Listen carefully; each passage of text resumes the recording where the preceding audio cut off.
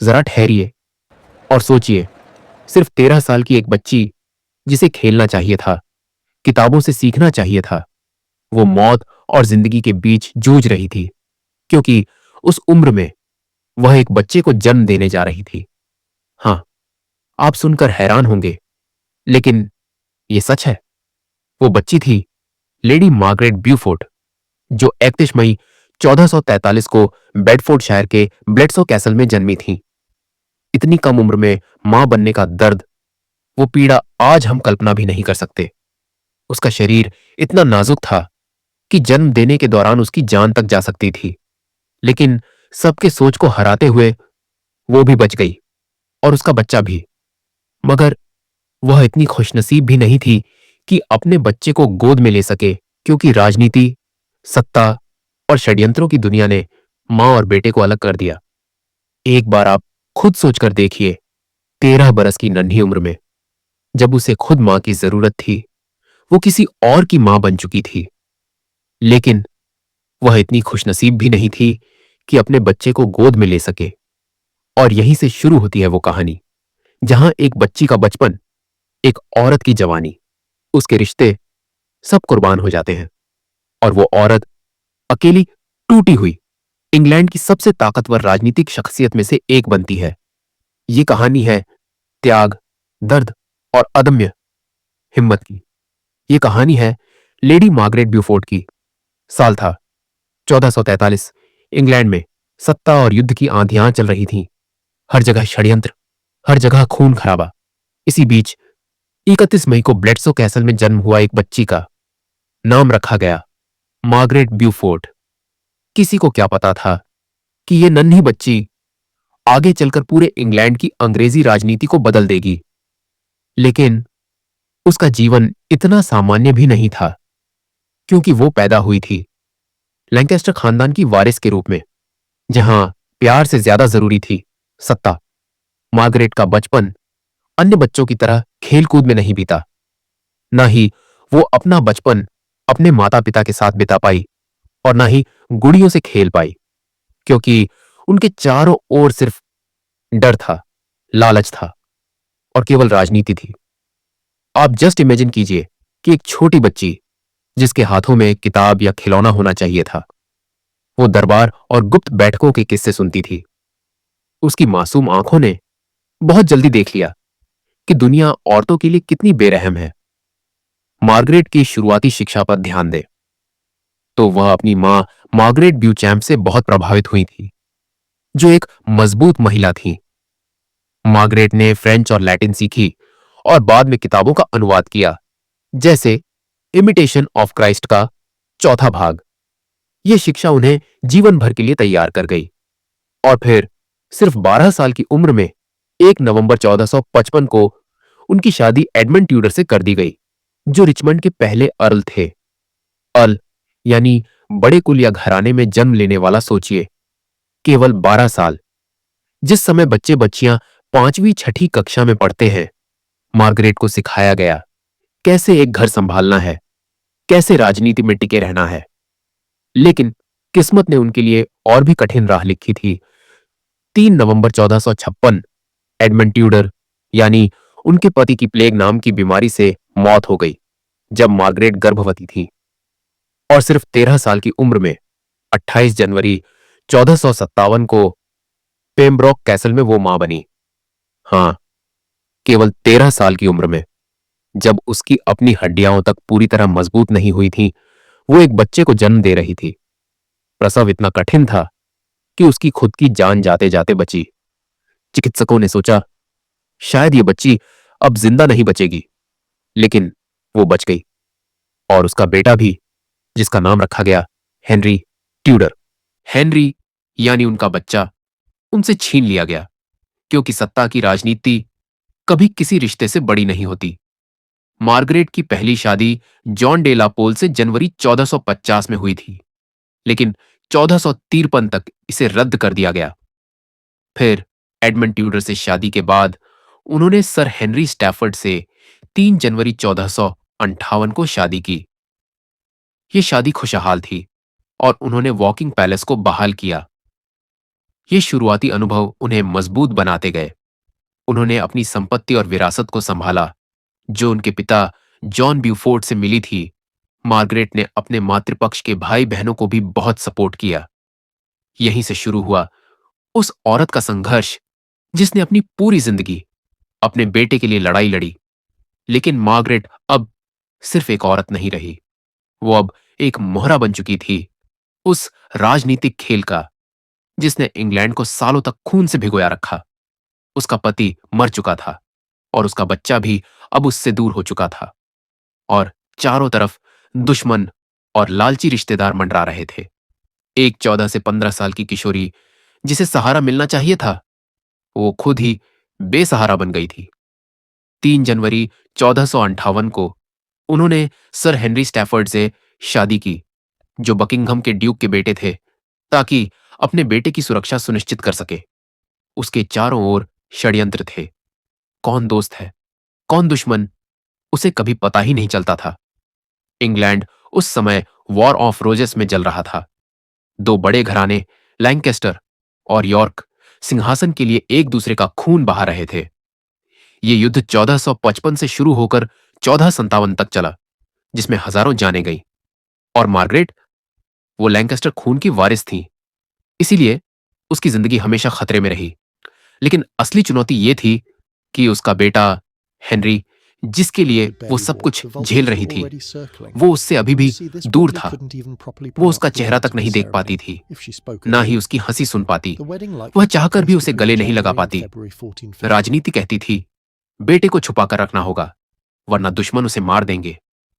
1470 से 1471 में वॉरविक की बगावत के दौरान हेनरी सिक्स्थ को थोड़े समय के लिए सिंहासन पर बहाल किया गया, लेकिन यॉर्किस्टों ने बार्नेट की लड़ाई में जीत हासिल की।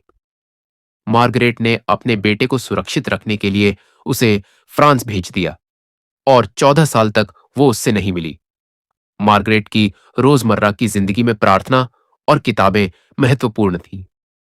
उन्होंने कोली वेस्टर्न में अलग रहते हुए धार्मिक जीवन अपनाया। 1499 में उन्होंने अपने पति की अनुमति से चैस्टिटी का व्रत लिया और 1504 में इसे रिन्यू किया। वो चर्च ऑफ ऑनल सेंट्स मार्टॉक को फंड करती थीं और उसके टावर का निर्माण करवाया। उनकी रुचियां किताबों में थी। उन्होंने विलियम कैक्सटन से किताबें कमीशन की, जैसे 1483 में ब्लांचेड इन एट एग्लैंटाइन। और फिर मार्गरेट ने ठान लिया, अगर मेरी जिंदगी का मकसद कुछ है तो वो सिर्फ ये है, मेरा बेटा एक दिन इंग्लैंड का राजा बनेगा।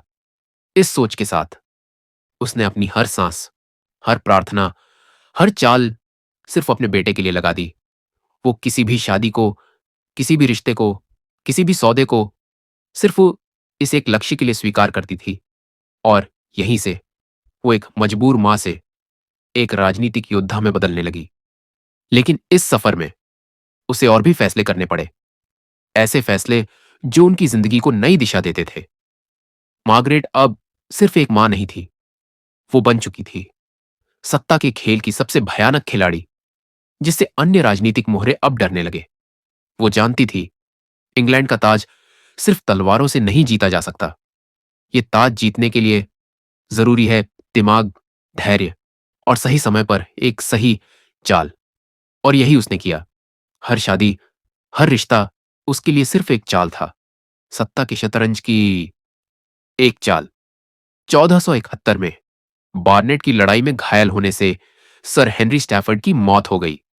फिर जून 1472 में उन्होंने थॉमस स्टैनली से शादी की, जो लॉर्ड हाई कांस्टेबल थे, ताकि एडवर्ड फोर्थ के कोर्ट में वापसी कर सकें और अपने बेटे के लिए पैरवी करें। उसने देखा कौन सा घराना मजबूत है, कौन सा दुश्मन कमजोर पड़ रहा है, और फिर वही गठबंधन कर लिया। कभी किसी राजा के पक्ष में खड़ी हुई, तो कभी उसके विरोधियों से हाथ मिला लिया। लोग सोचते थे, ये औरत तो बहुत धार्मिक है, चर्च में दिन भर प्रार्थना करती है। लेकिन हकीकत ये थी, वो चर्च की छाया में अपनी अगली राजनीतिक चालें बुन रही थी। अप्रैल 1483 में एडवर्ड फोर्थ की मौत हो गई, और जून में रिचर्ड थर्ड ने एडवर्ड फिफ्थ से सिंहासन छीन लिया। मार्गरेट कोर्ट में रही, लेकिन गुप्त रूप से प्लान बना रही थी। उनकी विद्वता में गहराई थी। उन्होंने the mirror of gold for the sinful soul का फ्रेंच से अनुवाद किया। 1502 में कैम्ब्रिज यूनिवर्सिटी में Lady Margaret professorship of divinity स्थापित की। 1505 में क्राइस्ट कॉलेज कैम्ब्रिज की स्थापना की। उसका सपना था उसका बेटा हेनरी इंग्लैंड का राजा बने, और इस सपने को पूरा करने के लिए वो किसी भी हद तक जाने को तैयार थी। सोचिए, जहां बाकी औरतें घर परिवार तक सीमित थीं, वहीं मार्गरेट राजाओं और सेनापतियों से सीधे समझौते करती थी। उसकी बुद्धिमत्ता इतनी गहरी थी कि दुश्मन भी उसके साहस को मानते थे। लोग कहते थे वो अकेली औरत, लेकिन पूरी रियासत की बराबर। लेकिन इस खेल का मोहरा उसके लिए नया अवसर लाता था। हर गठबंधन का मतलब था एक नया फैसला। हर नई चाल का मतलब था खुद को और मजबूत करना।